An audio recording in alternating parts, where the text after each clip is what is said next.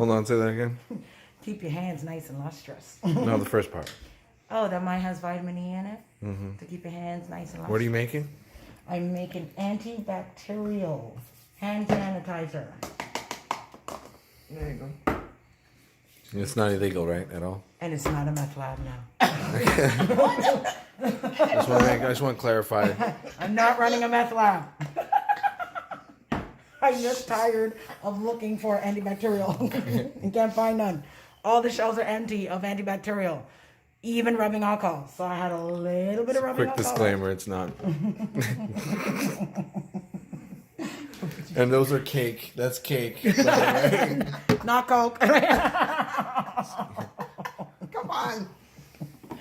Smells good though. What are you using again? Show the. I'm using aloe vera gel.